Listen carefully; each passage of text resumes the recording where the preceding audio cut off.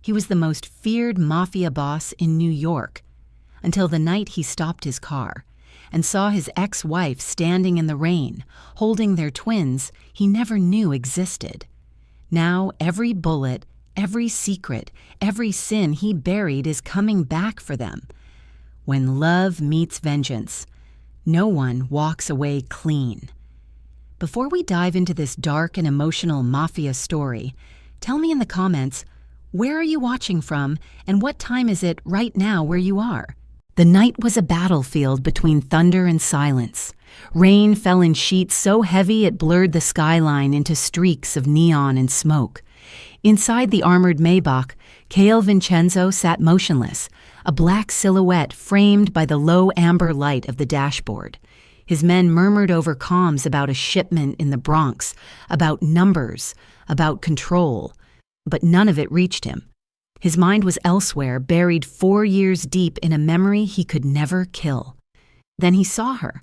At first it was only movement, someone crossing the street against the wind, then a flicker beneath the broken streetlight, a woman holding 2 children close, her coat soaked through, her hair plastered to her face. Sienna Rossi. The name detonated in his head like a suppressed explosion.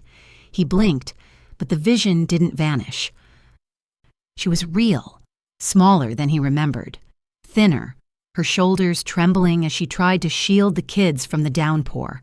And the children, twins, the boy's hair as dark as his own, the girl's eyes unmistakably green even through the rain. The world stopped breathing. Cale's pulse roared in his ears. The sound of his men talking faded until there was nothing but the hammering of rain against metal. He opened the door before his driver could protest. "Boss!" Too late. Cale stepped into the storm. Cold water drenched his coat in an instant, but he didn't feel it. Every nerve was on fire, every instinct screaming that this wasn't possible. He crossed the street in 3 strides. Sienna. His voice cracked, raw from disbelief. She spun around, eyes wide, clutching the children tighter. For a heartbeat, they simply stared at each other, 2 ghosts colliding under a dying light. "Stay away from us!" Her words shook as much as her hands. He froze. The command in her tone wasn't anger, it was terror.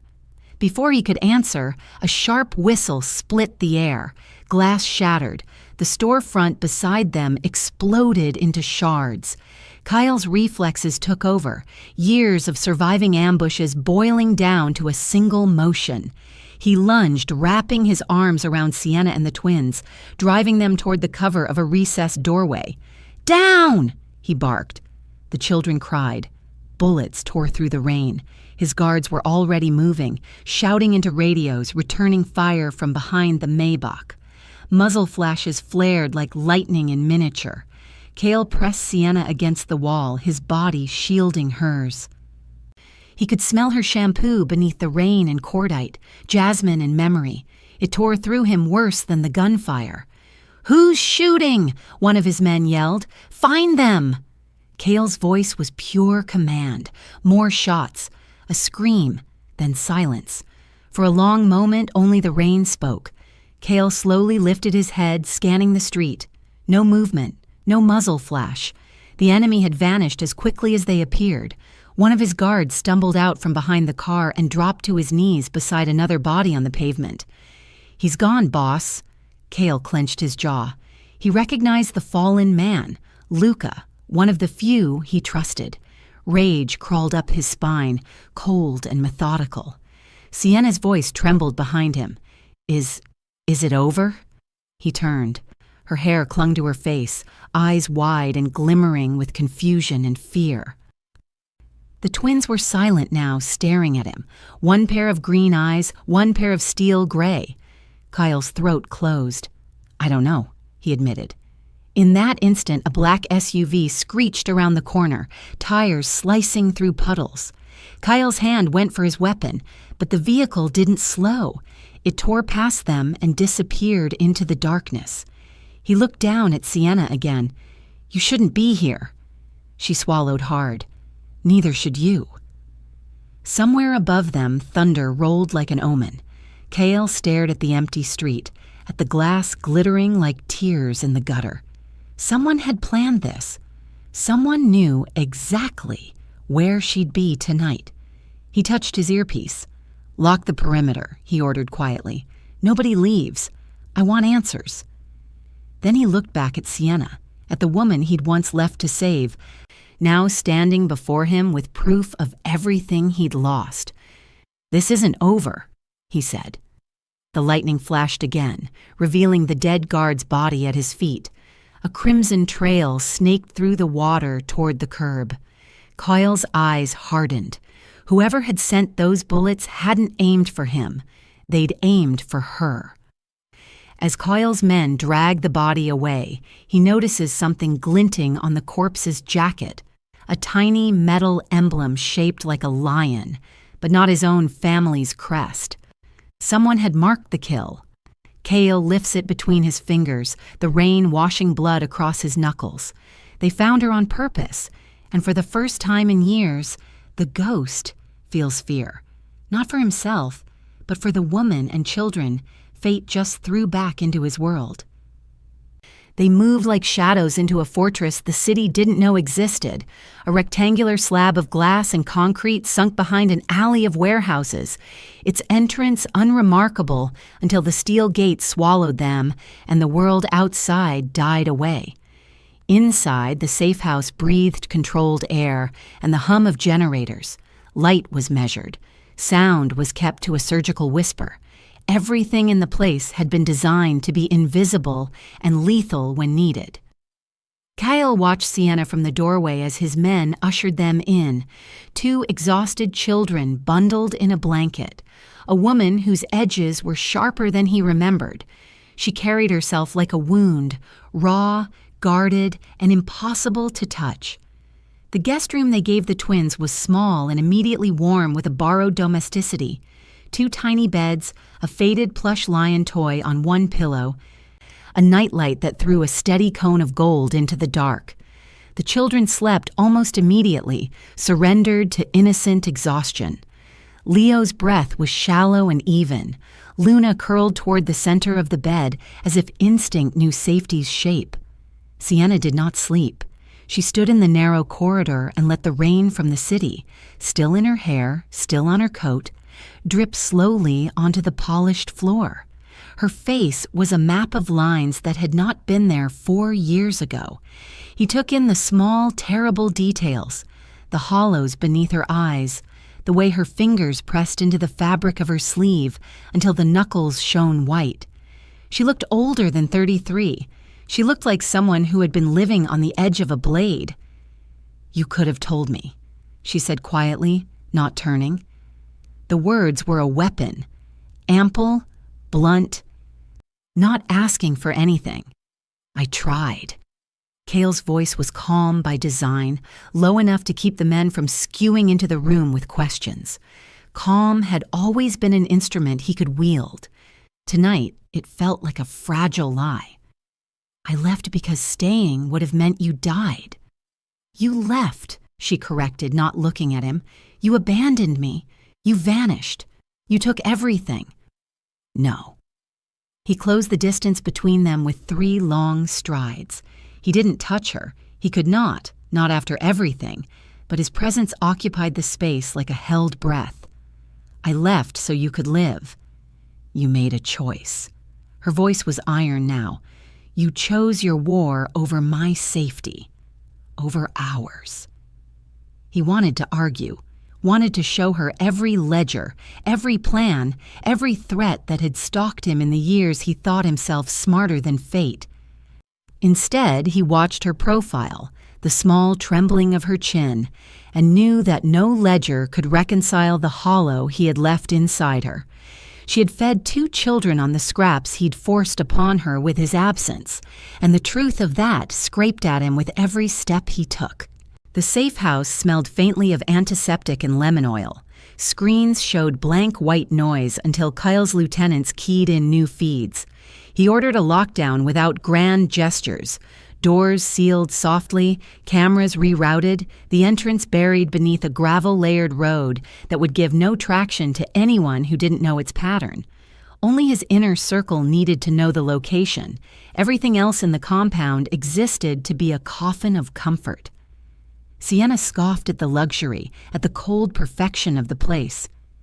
"Palaces for men who don't sleep," she said. "You built cages." The irony wasn't lost on him.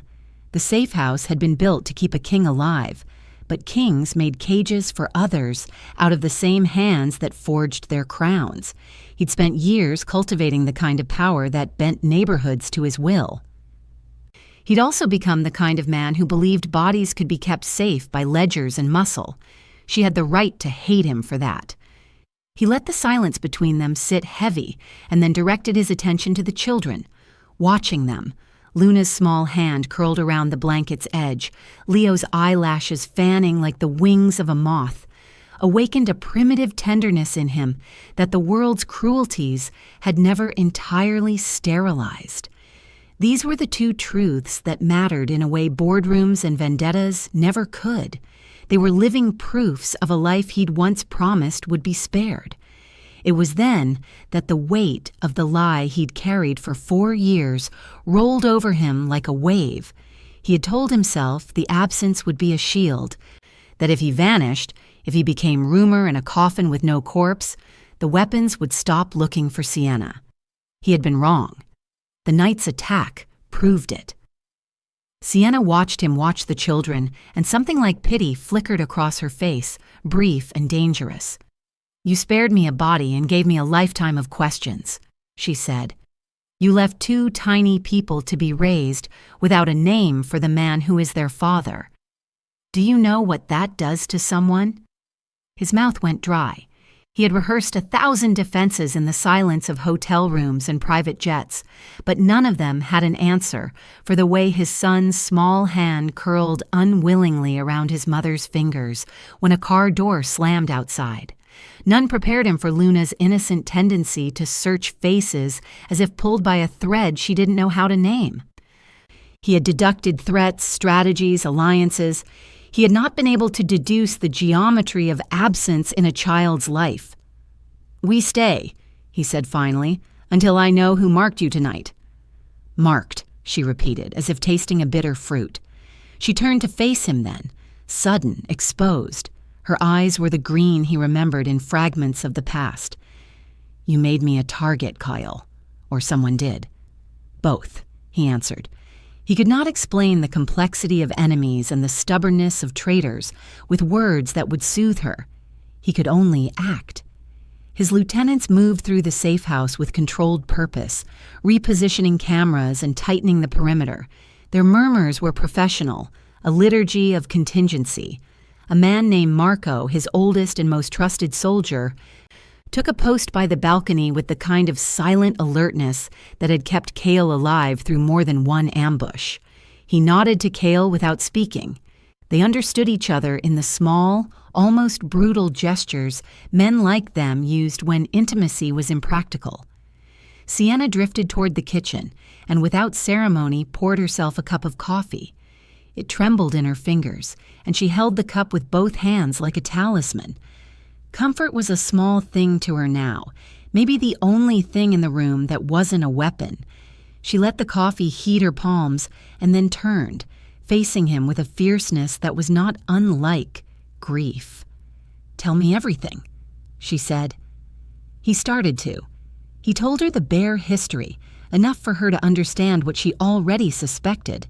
The enemies, the Maraudis, the bargains, the nights that had required disappearances and fictions, and a hunger that had to be fed in blood and silence. He left out the things he could not justify, the choices that were worse than strategy, the names of men he ordered killed, the cold calculus of his own survival. Some confessions would be too heavy to drop and stand in front of.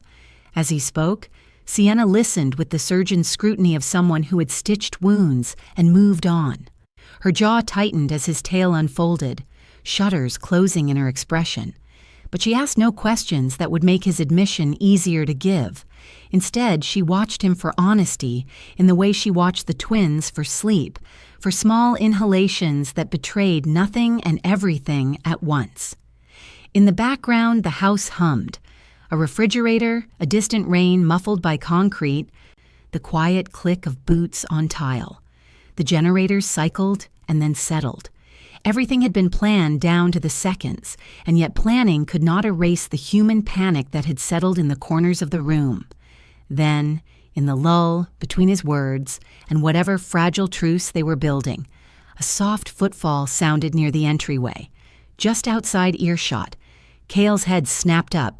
He'd been trained to hear the faintest deviation from routine, and his body answered like a muscle remembering a long-forgotten use. One of his men, a lieutenant named Dario, lingered near the doorway. He was a silent man, always a step behind whatever formal business Coyle required. Dario's eyes met Coyle's for a fraction of a second before he started to walk away. Coyle watched him go, then turned back to Sienna. The tension had sliced through the room and settled like dust. "You can't keep us here forever," Sienna said. "You can't keep me. I have to go. I have to—" She stopped, the sentence breaking on something unsaid, the fear of the future, the impossibility of staying cloistered in a life that was not hers. "You will not leave tonight," Cale said.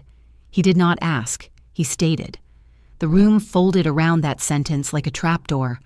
"Not until I know how many of them know." She stared at him for a long time, and then, in a move that surprised them both, she walked to the narrow window that looked out over the compound's inner courtyard. She put her forehead to the glass and watched her reflection fracture in the dark water of the pool below.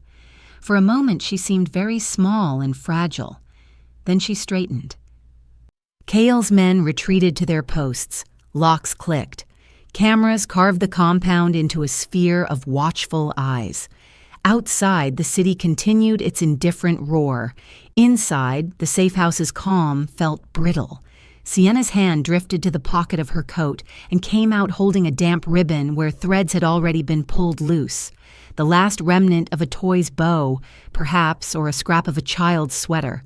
She turned it over between her fingers as if reading a foreign script. Her mouth formed a word. A rebuke, an accusation, a prayer. "You did not protect us," she said softly. He had no argument that would not sound like an excuse.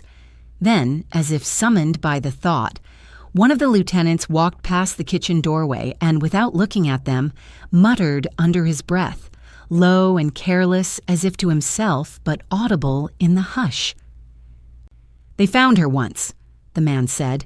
His voice dipped like a blade, and Cale's ears caught the rest of it as if wrenched from a distance. "They'll find her again."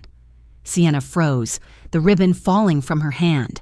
Her head whipped to the corridor where the man had passed, eyes wide and suddenly young again with that nameless terror. As he spoke, Sienna listened with the surgeon's scrutiny of someone who had stitched wounds and moved on. Her jaw tightened as his tale unfolded, shutters closing in her expression. But she asked no questions that would make his admission easier to give. Instead, she watched him for honesty in the way she watched the twins for sleep, for small inhalations that betrayed nothing and everything at once. In the background, the house hummed, a refrigerator, a distant rain muffled by concrete, the quiet click of boots on tile. The generators cycled and then settled. Everything had been planned down to the seconds, and yet planning could not erase the human panic that had settled in the corners of the room. Then, in the lull between his words and whatever fragile truce they were building, a soft footfall sounded near the entryway, just outside earshot. Cale's head snapped up. He'd been trained to hear the faintest deviation from routine, and his body answered like a muscle, remembering a long-forgotten use. One of his men, a lieutenant named Dario, lingered near the doorway. He was a silent man, always a step behind whatever formal business Cale required. Dario's eyes met Cale's for a fraction of a second before he started to walk away. Cale watched him go, then turned back to Sienna. The tension had sliced through the room and settled like dust. "You can't keep us here forever," Sienna said. "You can't keep me. I have to go. I have to—" She stopped, the sentence breaking on something unsaid. The fear of the future, the impossibility of staying cloistered in a life that was not hers. "You will not leave tonight," Cale said.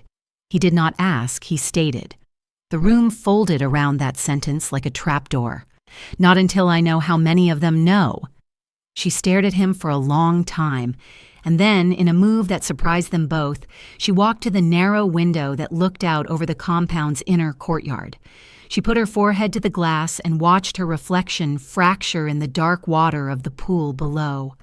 For a moment, she seemed very small and fragile. Then she straightened. Cale's men retreated to their posts. Locks clicked. Cameras carved the compound into a sphere of watchful eyes. Outside, the city continued its indifferent roar. Inside, the safe house's calm felt brittle. Sienna's hand drifted to the pocket of her coat and came out holding a damp ribbon where threads had already been pulled loose. The last remnant of a toy's bow, perhaps, or a scrap of a child's sweater. She turned it over between her fingers as if reading a foreign script. Her mouth formed a word, a rebuke, an accusation, a prayer. "You did not protect us," she said softly. He had no argument that would not sound like an excuse. Then, as if summoned by the thought, one of the lieutenants walked past the kitchen doorway and, without looking at them, muttered under his breath, low and careless, as if to himself, but audible in the hush.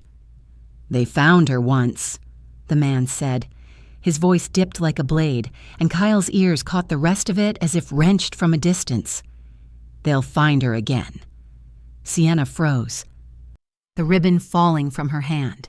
Her head whipped to the corridor where the man had passed, eyes wide and suddenly young again with that nameless terror.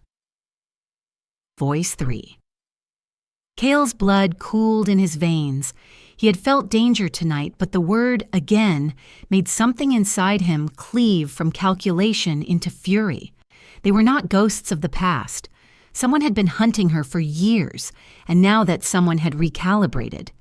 The cage of the safe house tightened around them, and every shadow seemed to hold a footstep. Sienna's fingers closed on the fallen ribbon. Kyle knew at once that the thread meant more than a stray remnant. It meant a message, a breadcrumb. He moved toward the corridor, voice low and sharp. "Who said that?" he demanded. No one answered, but in the dark beyond the balcony, a camera feed flickered, and on the screen, a small pale shape glided by. Too deliberate to be wind. Someone had been watching them inside their sanctuary. Morning arrived like a promise that had learned to be wary. Light found its way through the narrow slits of the safe house windows, not warm but clear. An interrogative wash that revealed dust motes drifting through the air and the small domestic things that tried, stubbornly, to be ordinary. Cale sat at the far edge of the low kitchen island, fingers wrapped around a cup of coffee he had not tasted. He watched the twins eat as if memorizing them might make him a better man. Leo attacked his cereal with the ferocity of childhood. Milk sloshed across the bowl, and his laugh detonated in the high-ceilinged room, bright and unrestrained. That laugh ricocheted inside Kyle like sunlight onto steel. Unexpected, nearly unbearable. Luna, more solemn, kept one hand on the table and studied Kyle with tiny, unblinking curiosity. She tilted her head as if cataloging the angles of his face, storing them away the way children store stones they mean to keep. When her gaze met his, something like recognition fluttered across her features, an unspoken inheritance of jaw and shadow, and Kyle felt his throat close. He wanted to cross the room and scoop them up, to crush the fear that threaded every breath he took since he'd known they existed. Instead, he sat and watched, the distance a punishment of his own making. The safe house hummed around them with the mechanical reassurance of electricity and old generators. Outside, the city still breathed. Inside, for a few uncluttered moments, there was no threat, only the banal gravity of breakfast and mismatched pajamas. Those minutes were small absolutions. He drank them. When Sienna entered the kitchen, she moved like someone who had not allowed herself gentleness in years. She wore a sweater that had seen better mornings. Her hair was pulled back in a loose knot, and for an instant she hovered at the doorway watching the children with a tenderness that made Kyle ache. The look on her face said more than any of the careful plans he'd ever laid. Her hand almost reached the table, then retreated. "Don't," she said quietly before he could rise. The command was not for the children. It was for him. He folded his hands around the cup and let her move through the room as if he were a ghost that might startle her. They ate in silence that had the density of old debts. When the twins wandered off to play with a plastic car and a small stuffed animal, Sienna placed her cup down and sat opposite him. For a while, they watched each other, two people learning how to measure the same distance. "You look tired," she observed, not unkindly. "Tired of making the wrong choices," he answered. "Tired of being clever and finding consequences." His voice had the flatness of someone who had rehearsed confession but had never managed absolution. She reached reflexively for the scar near his jaw, an old mark from an earlier life, and then withdrew her hand like it had burned her. "You could have come back," she said. "You could have come back when it mattered." He thought of the night he'd left, 4 years ago, Sienna asleep beside him, the rounded glow of a life that had not yet hardened into necessity. He'd placed a hand on her belly, felt the small, inexplicable pulse of the future beneath his palm, and whispered a vow that had been meant to be a medicine. "I'll come back when it's safe." He had meant it then, with all the selfish righteousness of a man who believed he could outmaneuver fate. "Safe never came," he repeated aloud now, not to excuse but to name the failure. Sienna's lips tightened, her eyes shuddered. "You promised," she said, and the childlike register of the accusation made him younger than he was. He could tell her the logistics, the payments, the disappearances, the forged papers, the nights spent in motels with the television like a witness to his cowardice. He could show her the files where dangers were quantified in lists of names and bloodied ledgers. But the arithmetic of survival wouldn't stitch the nights of loneliness he had left behind, or the small, aching moments when a child's tears couldn't be answered by a phone call from a distance. Instead, he told her about the traitor. He told her about the man he had pulled in at dawn, an accountant who had become a confidant by virtue of time and later a weakness, and the way the man's lips had trembled under interrogation as tiny truths were unraveled. He described the ledger entries and the encryption, the way the traitor had whispered names in the wrong rooms. Cale said none of it to justify. He said it to explain the architecture of danger that had always surrounded them. Sienna listened with the still, precise attention of someone sifting through evidence. Her fingers toyed with the hem of her sweater. When he finished, she put her palms on the table and asked the question he had been avoiding. Did he know about them? Her voice was raw with the simple, devastating question. The twins' very existence made every calculation more treacherous. If the traitor had known, if he had known that their names were more than ledger entries, then the threat had teeth. Cale closed his eyes. He had watched the man break under lights and accusation. He had watched the shame buckle his shoulders until he begged. He had not watched the man's phone. There had been more pressing work, but that omission now felt like a blade. "I don't know," he said. The admission tasted like ash. "I thought he was a source of numbers, of ledgers, not family." The word felt foreign in his mouth, as if he had mispronounced it on purpose to keep its power at bay. Sienna's face contorted, not in surprise, but in a fury that came from spent patience. "You think killing everyone who crosses you will make this right?" she asked then, voice breaking, not an accusation of action, but of heart. "No," he answered. And the single syllable sat between them like a confession. Killing isn't redemption. But if anyone tries to touch them... His hands tightened on the cup until his knuckles blanched. "I will make them wish they'd never learned their names."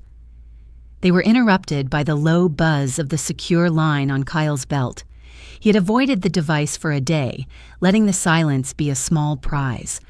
Now the screen blinked with a coded incoming message, the kind that came from sources whose language was made of danger and euphemism. He felt the room narrow around his ribs. He stepped away and keyed the line with a thumb. The message, when it appeared, was brief and jagged.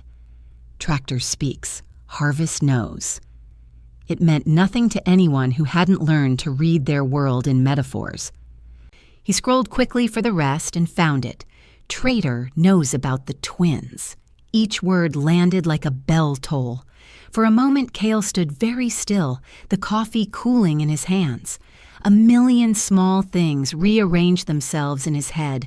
The sniper fire, the broken glass, the emblem on the fallen guard, each one suddenly a piece of a mosaic he'd not fully seen. He imagined the traitor's face again, the flinch when names were lit in the interrogation room. A sliver of his insides went cold. Someone in his circle had bared a secret that was not merely strategic but intimate. Sienna's hand shot out and touched his wrist.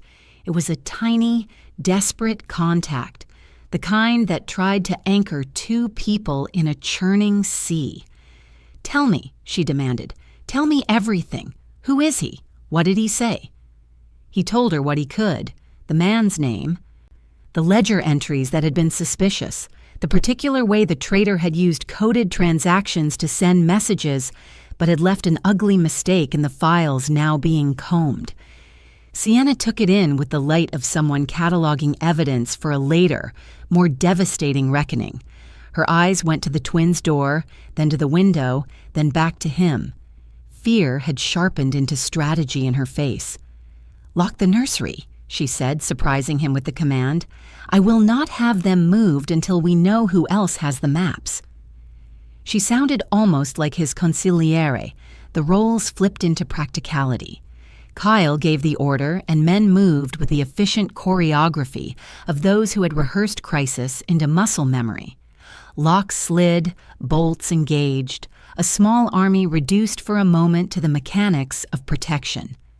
The safe house, for all its luxury, could never be a cathedral of safety. It could only be a better trap. He thought of the man he had killed, not physically, but the man whose illusions of protection had once convinced Sienna to stay. The thought of his children being thrown into the same calculus made his guts twist. There was a new urgency now. The traitor had not just betrayed numbers, he had betrayed a family. He pressed his thumb to the message again, searching for its origin, hunting for a lead among the cryptic lines of code. The informant's signature was a single broken circle, an alias Coyle had trusted for years. Trust, he realized, had become a currency that got laundered into danger. Outside, a delivery truck passed, radio chatter bleating like distant surf. Inside, the twins were playing a game of cars and trucks, their tiny voices a fragile counterpoint to the threat settling like dust in the air. Kyle closed his eyes and inhaled. The scent of cereal, of baby powder, of Sienna's shampoo, all the trivial domestic smells rose to meet him like a tide. They were what he had fought to keep, and the realization of their fragility gnawed at something harder than regret. Sienna stood then and crossed the room, moving toward the door with a resolve that belonged to a mother protecting her children. "If he knows," she whispered, "if the traitor told anyone, then we have to assume they have a piece of our past tied up in their mouths. We have to assume they will use it." Cale followed her to the window. He watched as she peered out at the compound, a figure of coiled danger and exhausted hope. For all his power, for all the men and the money and the silent threats he'd mastered, he felt tonight like something small and easily broken, like a hinge about to snap. He returned to the secure line and typed a reply in the laconic language of their world. Fortify, sweep, trace the circle. His fingers hovered a beat over the send key, because sending a command was still easier than admitting the truth out loud, that he had led his family into war by hiding his existence, and that the man who had sold them to the ledger had given the enemy the map to their hearts. When the message hit sent, a new alert appeared, unrelated, unbidden. A surveillance camera in the north yard had picked up movement at dawn. A pale shape had skirted the perimeter, too slight to be wind. The feed was grainy, the image blinking like a memory. Kyle leaned in, the world narrowing to a single flicker of old footage. The shape paused, its contours deliberate and familiar. He recognized the gait. An old soldier, not of his household, but of another life. A man whose light steps had once been present in a funeral procession Cale had staged years ago. The sort of man who wore secrets loosely and left them like footprints. He swallowed, the taste of iron on his tongue, and the secure line chimed another incoming message. Traitor knows about the twins. The words were small, clinical, everything in the room suddenly smaller and sharper. Outside, a siren wailed in the distance. Inside, the noise of children playing died as if someone had cut the sound. Sienna's hand found his again, her fingers curling into his like a pledge. Cale met her eyes and saw finally the precise, terrible arithmetic of what he had done. One man's disappearance had not been protection. It had been a vacancy that invited vultures. Now the vultures had teeth. The safe house, for all its planned impenetrability, felt exposed in a way he had not planned for. There were ghosts in their past that had learned to speak in ledgers and symbols, and one of them, one of his own, had learned to name his children.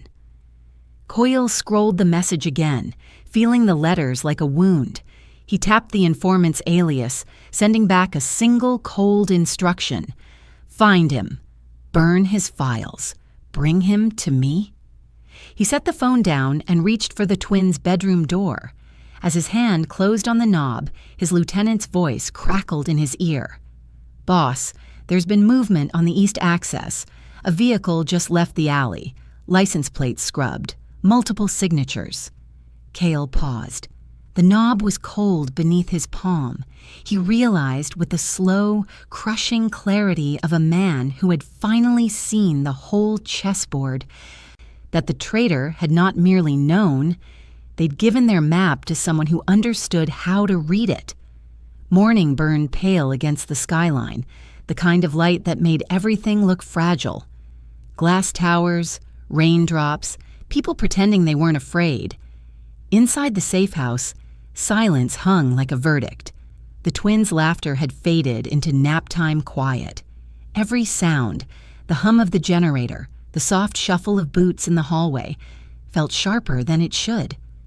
Cale stood near the window, the storm-gray city reflected in his eyes. In his palm rested a small jade lion, the Vincenzo sigil, a relic that had survived fire and betrayal. The edges were smooth from years of wear, a family heirloom that once hung from his father's pocket chain, a token of legacy, a warning, a promise. Luna approached him, bare feet pattering softly on the cold marble. Her hair, damp from Sienna's attempts at brushing it, curled around her face.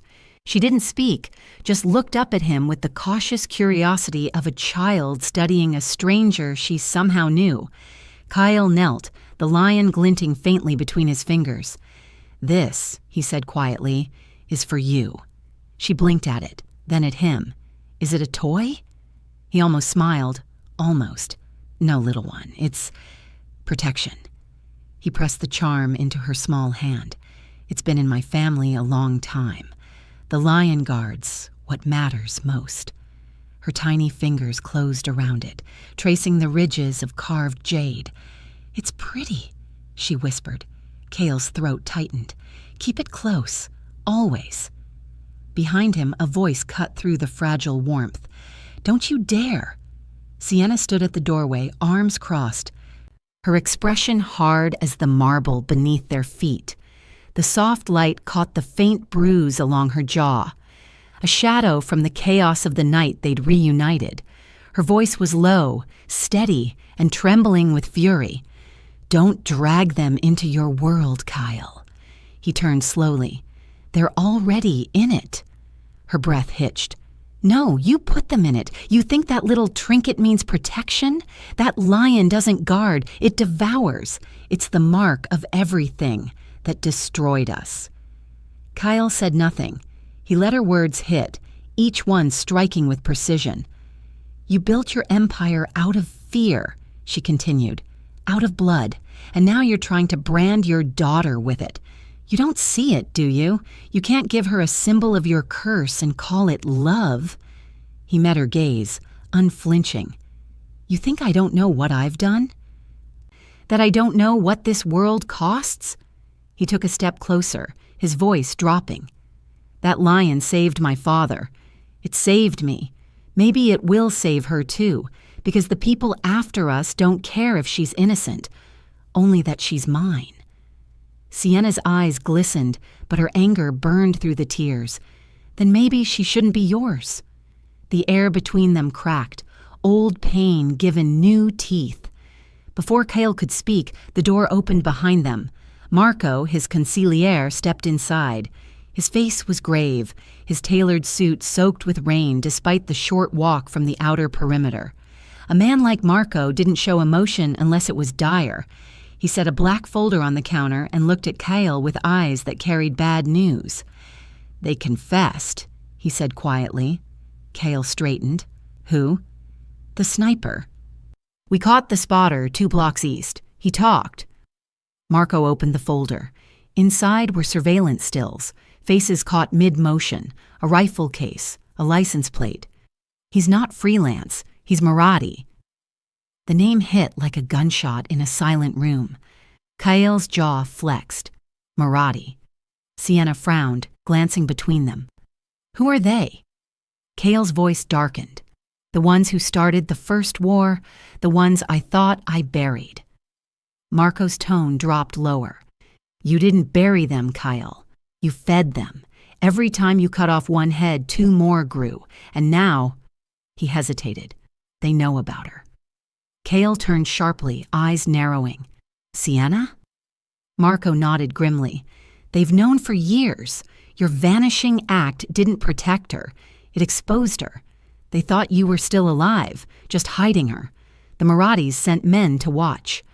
When you disappeared, they stopped hunting you and started hunting her. Kale felt his stomach twist, the old guilt clawing at his ribs. Every choice he'd made, every sacrifice, had been a lie to himself. Sienna's voice broke the silence. So you didn't save me. She laughed bitterly. You made me bait. Kale turned toward her, eyes burning. I thought if they believed I was gone. You thought wrong, she snapped, slamming her hand against the counter. You thought you could fake betrayal and walk away like it meant something, but you painted a target on me. On them. The truth landed heavy between them, an executioner's blow neither could dodge. Marco cleared his throat, uncomfortable in the emotional wreckage. Kyle, there's more. Kyle looked at him, voice barely above a whisper. Say it. Marco hesitated, then spoke the words that would haunt the room. The Marathis bought someone inside, someone close. That's how the sniper found her street. For a heartbeat, no one moved. The air itself felt heavy, like the walls were listening. Kale's mind went cold, not panic, but precision. Who? We're tracing it, Marco said, but the files are corrupted. Someone wiped their trail clean. Kale's voice dropped into the kind of silence that made men nervous. Then find the ashes. I don't care how cold they are. Find them. Marco nodded and left, leaving a gravity in his wake that settled deep into the concrete. Sienna exhaled slowly, her composure cracking. How many more, Kale? How many more bodies until you think we're safe? He turned to her, his face unreadable. As many as it takes. That's not safety, she whispered. That's surrender. He looked at her for a long time, then glanced toward the twins' door. It's survival. The conversation died there, not because it was over, but because there were no words left that didn't wound. Hours later, night returned.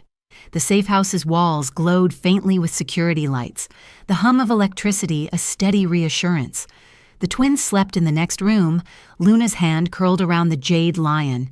Sienna sat in a chair near their door, eyes open, unable to rest. Kyle watched her from the hall. The line of her shoulders, the quiet defiance in the way she refused to relax. Then, without warning, the lights flickered. Once. Twice. Kale's instincts fired. Marco! The hum of the generator sputtered. The cameras on the wall screens blinked, one by one, and died. The sound of mechanical failure echoed like thunder. Sienna stood instantly, fear raw in her eyes. What's happening? Kale moved fast, pulling his gun from his holster, checking the safety. His movements fluid, deadly. Power grid interference. Someone's in the system. Marco's voice came through the comm, distorted. Main feeds down, backup offline. Someone jammed the signal. Kale's pulse slowed, not in fear, but in calculation. Lock every door now. Sienna moved toward the twins' room, but Kale reached her first, pushing the door open, and froze. The room was dimly lit by the emergency lights. Toys lay scattered. The twins slept, oblivious. But Kale's gaze snapped to the far corner, where a faint red light blinked. A camera, hidden, embedded inside the air vent, its lens barely visible. Kale's breath hissed through his teeth. He ripped the vent cover off, metal clattering to the floor, and tore the device free. The tiny camera glowed once, as if mocking him, then went dark in his grip. Sienna stared, horror blooming across her face. That's inside their room? He turned the device in his palm. A small engraving caught the light. Not a serial code, a symbol. A serpent eating its own tail, the Marathi mark. Kale's eyes went black with rage. They've been watching us! Sienna's voice trembled. For how long? Kale didn't answer. His mind had already gone somewhere darker. He turned to Marco's voice on the comm, his tone like gravel ground into steel. Lock it down. No one leaves. No one breathes without my order. But before Marco could respond, a burst of static tore through the line. And then a voice, distorted, cold, familiar. A man's voice. You should have stayed dead, Ghost. Coyle's blood ran cold. The comm cut to silence. The lights flickered once more. And then the twins' door, the one he'd just closed, creaked open on its own. The safe house was silent but not peaceful. It was the kind of silence that came after a storm. Heavy, suspicious, waiting for the next hit. Kyle stood in the center of the security room, the glow of dead monitors painting cold light across his face. His jaw was tight, his eyes burning with a fury that wasn't wild. It was surgical, controlled, dangerous. He turned to his men, voice low. No one leaves this room until I know who opened us up. The guards froze. Even they knew. Kyle Vincenzo wasn't asking. He was dissecting. One by one, he dismissed them, his tone sharper with every word. Out, all of you, except Sienna, and my kids. The metal door slammed. The room shrank. The walls felt like they were closing in. Sienna stood near the edge of the table, arms crossed, her pulse visible in her throat. She'd seen him angry before, years ago when his empire was still rising. But this was different. This was colder. Kale's consigliere, Matteo, entered, his expression grim. He slid a tablet across the table. The breach didn't come from our network. It came through our financial branch. Someone accessed your offshore accounts, routed through your accountant's terminal. Kale's stare didn't waver. Lorenzo? Matteo nodded. He's the only one who could have done it. The sniper's payment was wired from one of your shells. A chill crept through the room. Kale's eyes dropped to the screen. Lorenzo Ferrin, the man he'd pulled out of a loan shark cellar 10 years ago. The man who swore loyalty to the Vincenzos. He's been with me since the beginning, Coyle murmured. I put his son through college. Matteo swallowed. He sold you to the Marathis. Sienna felt the air change. Kale didn't move for several seconds. Then slowly he took off his watch and set it on the table, as if shedding the last thread of restraint. Bring him in, Cale said. Matteo hesitated. Cale, I said, bring him in. Within minutes, 2 guards dragged Lorenzo into the room, trembling, eyes wide. His glasses were cracked, his suit rumpled. He looked more accountant than traitor, until Kyle saw the faint red tattoo peeking from his wrist, a Marathi mark. Kyle circled him once, silently, then again. The rain outside hammered against the glass, matching his heartbeat. You sold me, Kyle said finally. His voice wasn't raised. It was quiet, and that was worse. Lorenzo stammered. They had my family, Cale. They said they'd kill them. Cale's hand shot out, grabbing his collar. I would have protected them. That's what loyalty means. Sienna flinched as Cale shoved him against the wall. The movement was lightning fast, rage wrapped in precision. He didn't scream. He didn't curse. He simply acted. You signed their deal, Kyle said. You gave them the location of the woman I love, my children. Lorenzo sobbed. I didn't know they'd go after them. Cale's silence was unbearable. When he finally spoke, it was a whisper edged in frost. You knew exactly what they'd do. The gun appeared in his hand like it had always been there. Sienna's breath hitched. Cale! He didn't look at her. His eyes were fixed on Lorenzo, who had sunk to his knees. I gave you everything, Cale said softly, and you gave them my family. The shot echoed like thunder. Lorenzo fell. For a long moment. No one moved. The rain outside muffled everything, even time. Kyle stood over the body, breathing hard, not from effort, but from the weight of it. His hand trembled as he set the gun down on the table. Sienna's voice broke the silence. You think killing him changes what he did? No, Cale said. His tone was raw, almost human again. But it ends what I let happen. She stared at him. The man who had once held her like she was air itself, now washing blood from his hands in the sink like it was routine. He stared down at the crimson spirals circling the drain. I never wanted this for them, he whispered. Something in her broke. For the first time since he'd come back into her life, she stepped closer. Her hand found his shoulder, tentative, trembling. Then stop it, Cale, she said softly. Before it takes them too. He turned, meeting her gaze. The distance between them was electric. Grief, guilt, and something neither could name. He wanted to tell her he couldn't stop, that men like him didn't get redemption, only reprieves. But the words died in his throat. Before either could speak, Matteo's phone buzzed. He answered, face paling as he listened. Then he looked up at Cale, eyes wide. Boss, turn on the news. Cale grabbed the remote, flicking on the wall screen. The anchor's voice cut through the static. Breaking news from Manhattan. Authorities confirm multiple casualties in an attack on the Vincenzo penthouse. Sources say Mafia Don Kyle Vincenzo is presumed dead following an explosion that destroyed the top floors of the building. The room went silent. Kyle stared at the screen. The headline repeating, Mafia Don Kyle Vincenzo presumed dead. He hadn't staged it. He hadn't ordered it. Someone had. Someone wanted the ghost erased. For real this time. Sienna's breath trembled. Cale? What does that mean? Cale's eyes darkened, the reflection of the burning penthouse flickering in them like a vision of hell. It means, he said, voice low, someone just buried me alive. Cale watches the flames consume his empire on the screen, unaware that far from the safe house, a Marathi car stops at a payphone.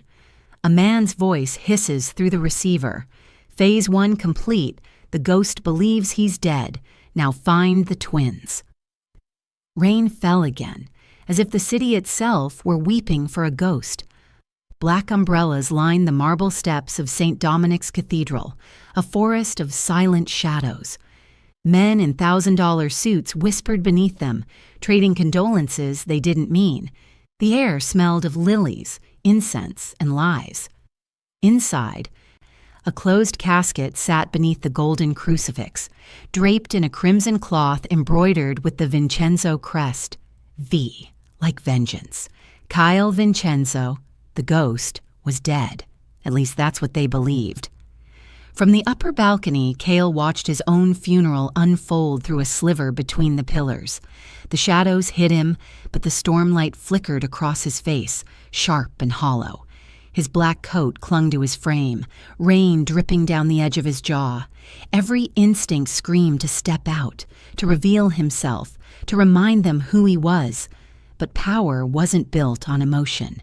It was built on illusion. And right now, his illusion was death. Down below, his rivals gathered like vultures over a carcass.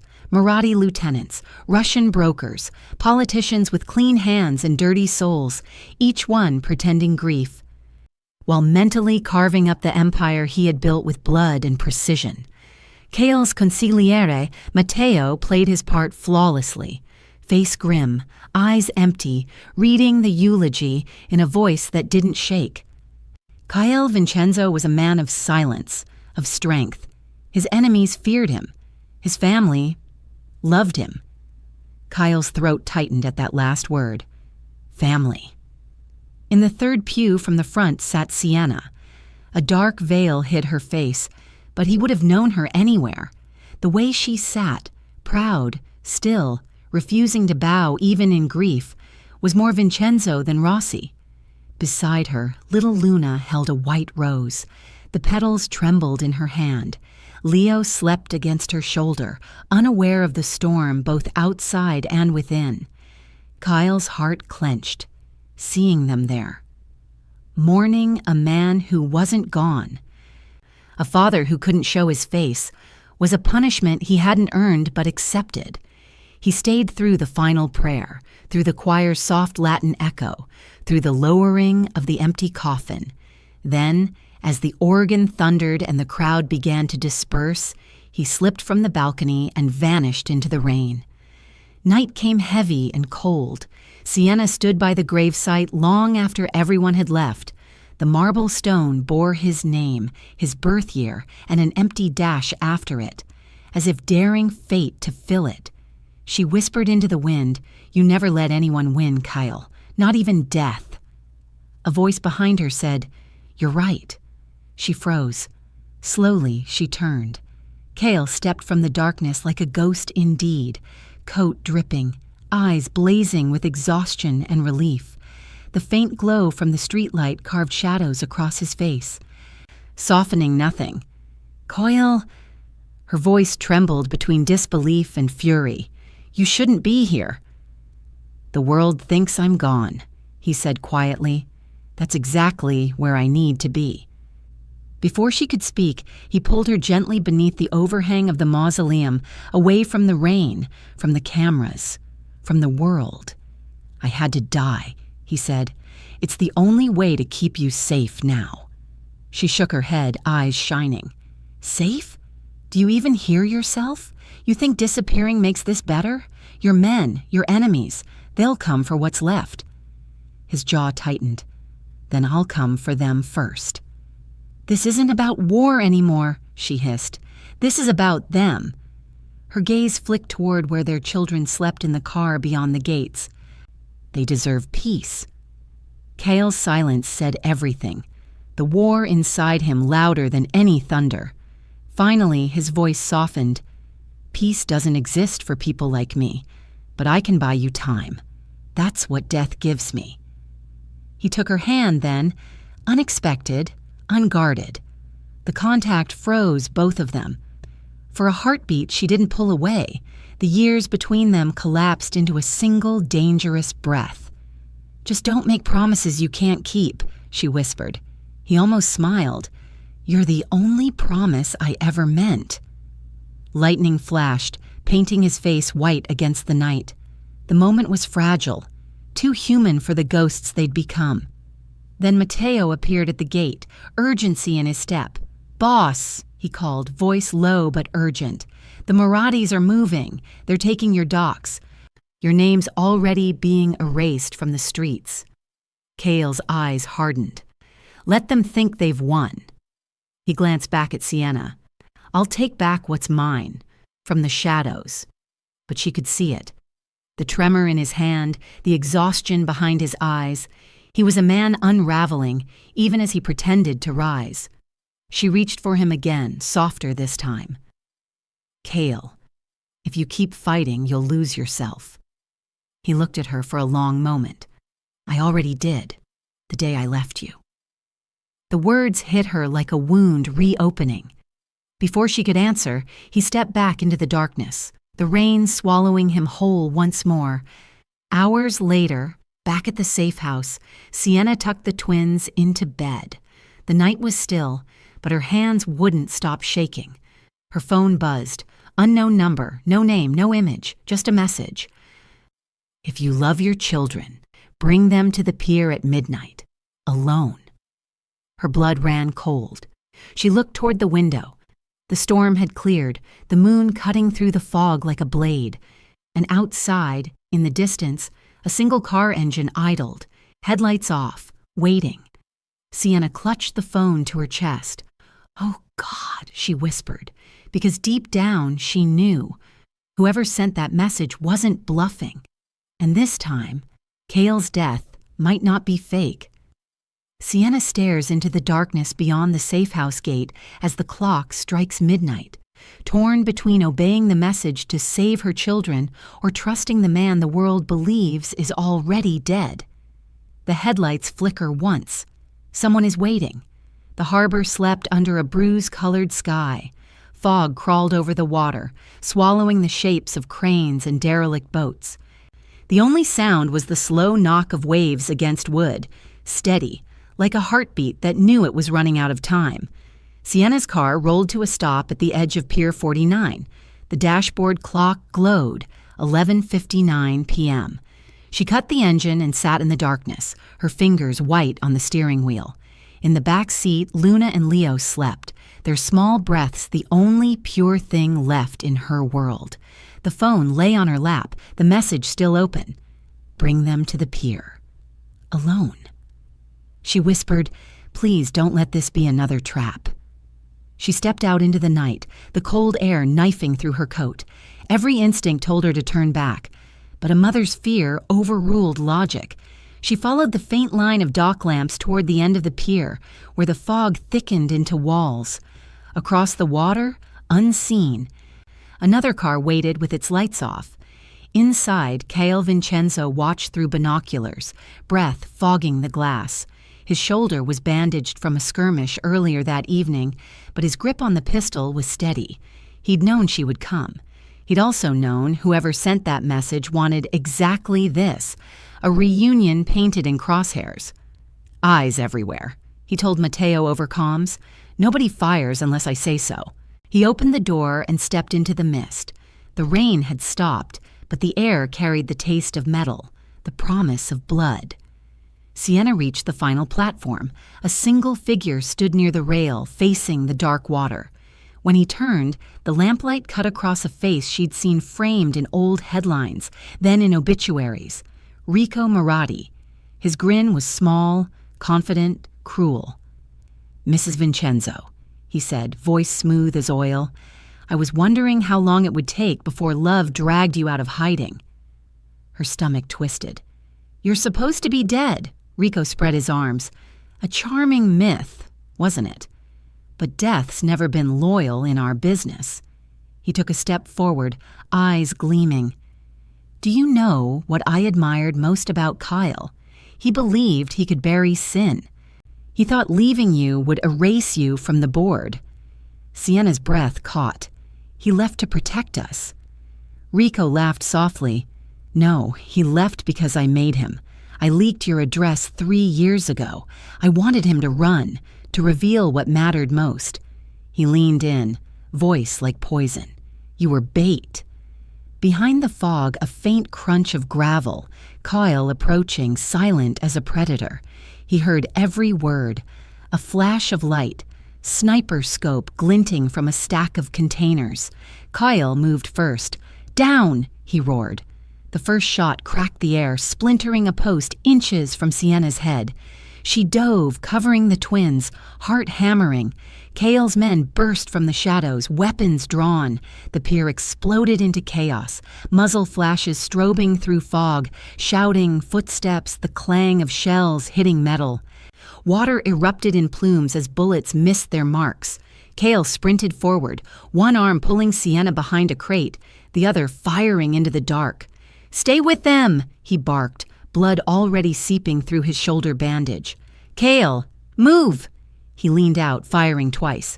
One Marathi gunman fell. Another ducked behind a forklift. The smell of cordite burned his lungs. Mateo's voice crackled in his ear. 3 hostiles left. Rico's retreating north side. Kale pushed through the pain and ran. His boots pounded the soaked boards, every step leaving a red smear. A bullet tore through his shoulder again, spinning him sideways, but he kept moving. He'd bled too much for this night to end without her safe. Sienna pressed herself and the twins behind a stack of cargo nets. She could see Kale's silhouette between flashes, each one closer to the edge, closer to death. Then, silence. The echo of the last shot faded into the fog. For a moment, all she heard was the water. Then a cough, a sharp, broken sound. Kale staggered out of the smoke, clutching his shoulder, eyes blazing. "It's over," she whispered, rushing toward him. "You're bleeding." He shook his head. "Not yet." He pointed toward the far ramp. Rico Marathi stood there, one arm bleeding, gun still in hand. His smile had turned feral. "You should have stayed dead, Vincenzo," Rico spat. Kale raised his pistol. "You first." They fired almost simultaneously. Rico's bullet grazed Kale's side. Kale's round hit the rail behind Rico, showering sparks. Rico stumbled back, caught the railing, and toppled into the dark water below. Sienna gasped. "Kale!" He didn't lower his weapon. He waited for the ripples to still. But the water swallowed the rival without proof, without closure. Mateo approached, panting. "We need to move. Police scanners are lighting up." Kale turned, his face pale, the wound soaking through his shirt. "Get them out," he ordered. "Now." Sienna touched his face, shaking. "You can't even stand." "I can until they're safe." She saw the truth in his eyes. He meant it. Even half dead, he would crawl through fire for them. That realization cut deeper than any bullet. They reached the end of the pier where Mateo's SUV waited. Sienna strapped the twins in, then turned to Kyle. Rain began again, fine and cold. "You can't keep doing this," she said. "You can't keep dying for us." Kyle gave a faint, pained smile. "It's the only thing I know how to do." Before she could reply, a voice echoed from the mist behind them, hoarse, mocking, alive. Rico Marathi. He stood on the pier's edge, drenched, blood streaming down his face, gun raised. "Touching," he hissed.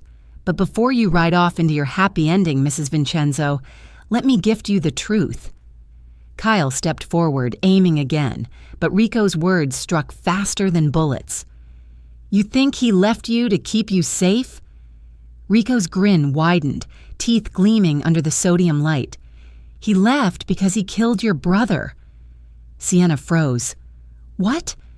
Kale's expression broke, just a flicker, but enough. Rico saw it and laughed, the sound raw and triumphant. "Ask him about the fire in Queens. Ask him who gave the order." Another gunshot split the air. Mateo fired, and Rico vanished into the water once more, his laughter echoing until it was swallowed by the waves. Sienna turned slowly toward Kyle. The fog between them felt heavier than smoke. "Tell me he's lying," she whispered. Kale opened his mouth, but no words came. Only the rain answered. Sienna steps back from him, eyes wide, the twins crying softly in the car. For the first time since the night he found her in the rain, Kale Vincenzo, the ghost, has no control. Her voice trembles, sharper than any weapon. "Did you kill my brother?" The question hangs in the storm. Kale says nothing. Somewhere beneath the pier, the water ripples, proof that Rico Marotti still lives, and the truth, like the tide, is coming for them both. The storm outside mirrored the one in Sienna's chest. The wind clawed against the safe house windows as if the night itself wanted to witness the breaking of two souls. Inside, the lights burned low, too quiet, too still. The twins slept upstairs, unaware that their parents' world was about to collapse all over again. Kyle stood by the window, the bandage on his shoulder seeping crimson through his white shirt. His reflection in the glass looked like a ghost, pale and unrecognizable. He heard the soft patter of bare feet behind him, Sienna's. Her voice cut through the silence like a blade. "Tell me it's not true." He didn't turn. The sound of rain hitting glass was easier to face than her eyes. "Sienna." Her breath hitched. Fury and grief tangled into something fragile and dangerous. "Rico said you killed my brother." Cale finally faced her. His expression was hollow, stripped of the cold confidence he wore like armor. "Yes." The single word detonated between them. No denial, no justification, just truth. Heavy, merciless, final. Sienna staggered back, pressing a trembling hand to her mouth. "You didn't even hesitate?" Her voice broke. "You killed him, my brother, and still came to me like you hadn't destroyed everything." Cale took a step forward, his face shadowed. "He wasn't the man you remember. He was working for the Marottis. They wanted you, Sienna, you and the twins. He sold your location." "You're lying," she cried, but her voice lacked conviction. "I'm not," Cale said softly, pain carving itself into every syllable. "I warned him. I begged him to stop. He wouldn't. He had your picture in his wallet, Sienna, circled in red ink. I found it the night before He stopped, jaw tightening. "I didn't kill him because I wanted to. I did it because I had to." She shook her head violently, tears spilling freely now. "You don't get to justify murder with love, Cale. You can't claim to protect me when all you do is destroy everything that touches you." His voice cracked under the weight of everything he'd held back. "I killed him to save you, and it destroyed me." "I finished it," he rasped. "It's over. The Marottis are gone." He coughed, the sound wet, dark. "Take the twins and run. Tell them their father was a good man once." Her silence was agony. Then softly, "No more running, Cale." He closed his eyes, exhaustion pressing down like stone. "Please, Sienna. They can't—" "Don't you dare," she interrupted, voice fierce through tears. "Don't you dare leave us again." A faint smile ghosted his lips. "You always were the stronger one." Sienna didn't hang up. She drove through the storm, guided only by the sound of his fading breath on the line. When she reached the mansion, it was a cathedral of fire. Smoke billowed into the sky, painting the stars black. She found him near the gates, slumped against a column, his white shirt stained crimson. His knife lay beside him, the blade still slick. She dropped to her knees, cradling his head in her lap. Cale's eyes fluttered open. "Told you. I'd keep you safe." Her tears fell onto his face, mingling with rain. "Don't talk like that. You're going to make it. You have to."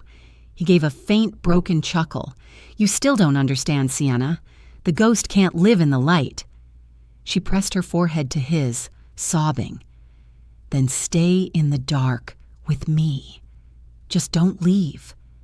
The sirens wailed in the distance, growing louder, closer. The world around them blurred. Fire, rain, grief. Kyle's breathing slowed, his fingers twitching weakly against hers. Sienna held him tighter, whispering his name over and over, as if sheer will could anchor him to life. "Cale, please." He looked up at her one last time, eyes glassy but soft. "You were my redemption." Her scream tore through the storm. But Cale didn't move. The mansion behind them collapsed, sending sparks spiraling into the rain like dying stars. The sirens arrived, too late. Then, from Cale's pocket, his phone vibrated. The screen lit up against the darkness, the voice on the other end grim and urgent. "Boss!" his lieutenant's voice crackled. "The Maraudis weren't the only ones after them." Sienna froze, staring at the glowing screen. Her tears stopped. A new chill crawled down her spine. The war wasn't over. It had just begun. The air in upstate New York carried a different kind of silence, one untouched by sirens, gunfire, or the metallic scent of blood. The house sat at the edge of a forest, humble and quiet, wrapped in the mist of early spring. Sienna had chosen it because it was nothing like the world she'd left behind. No marble floors, no armed guards, no ghosts. At least that's what she told herself. 3 weeks had passed since the night the Maradi mansion burned to ash. 3 weeks since Cale's body disappeared before the police arrived. The newspapers called it another underworld casualty. The headlines screamed, "Mafia Don Cale Vincenzo, confirmed dead, again." Sienna never corrected them. She couldn't. She didn't even know if it was true. The mornings were slow now. She woke to the smell of pancakes, to Leo's laughter echoing down the hallway, to Luna humming softly as she drew at the kitchen table. For brief moments, life felt almost normal, until she'd catch the lion-shaped shadow cast by the sunlight through the window and remember. Some nights, she still dreamed of him, not as the ghost, but as the man who once fell asleep beside her, fingers tangled in her hair, whispering promises he never knew how to keep. She woke each time with his name on her lips and the ache of unfinished love heavy in her chest. The twins were adapting better than she was. Leo had Kyle's restless energy, always climbing, running, asking questions he shouldn't. Luna, quieter, observant, had Sienna's eyes and Kyle's intuition. Sometimes she'd stare out the window for minutes at a time, as though she could sense the pulse of something waiting just beyond the tree line. That night, the rain returned. It wasn't violent, just steady, the kind that blurred the world into shades of silver and shadow. Sienna sat by the window, watching droplets trace the glass. Her mind wandered to the jade lion Kyle had once given their daughter, now sitting in a small box beside her bed. The symbol of everything he was, protector and destroyer, strength and curse. She closed her eyes, whispering a quiet prayer she wasn't sure she believed in. Upstairs, Luna stirred. She slipped out of bed, bare feet padding softly across the floorboards. Something had drawn her to the front door, a quiet pull, like a memory calling her name. She unlocked the latch, opened the door just enough to let in the scent of rain and the hum of a distant engine. On the doorstep lay a small, familiar object, the jade lion, polished, warm, as if it had just been held. Luna knelt and picked it up, her little fingers tracing its curved edges. "Mama," she whispered. Sienna turned, startled by the sound, and froze when she saw what her daughter held. Her breath caught in her throat. Slowly, she crossed the room, her pulse thundering. "Where did you find that?" Luna pointed toward the open door.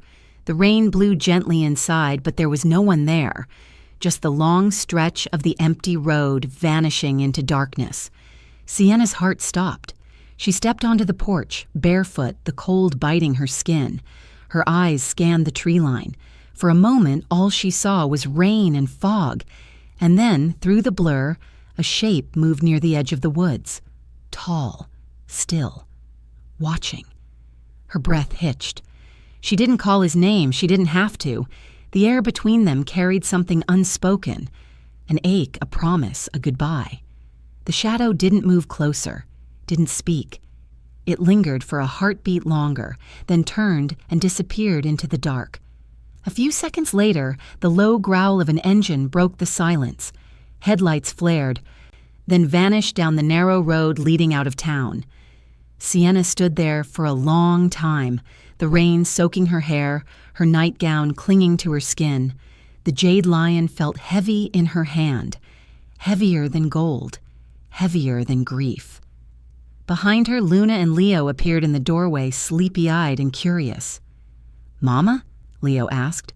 Was that Daddy? Sienna turned slowly, forcing a soft, trembling smile. He's gone, sweetheart. Her voice faltered, but he's always with us. She knelt, wrapping both children in her arms, pressing a kiss to their heads. Luna tucked the jade lion close to her chest. Outside, the last echo of the engine faded into nothing.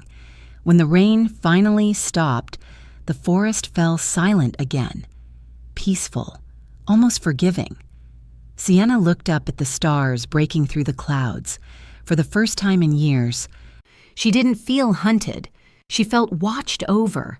Inside, she placed the jade lion on the mantel beside an old framed photo. The three of them from another life. A ghost of love, trapped behind glass. Her voice broke softly, meant for no one but the night. You'll always be their ghost. Miles away, down an unmarked road, a black car cut through the mist. Caio Vincenzo sat behind the wheel, a bandage still across his side, his eyes hollow but alive. The city skyline shimmered faintly in his rearview mirror.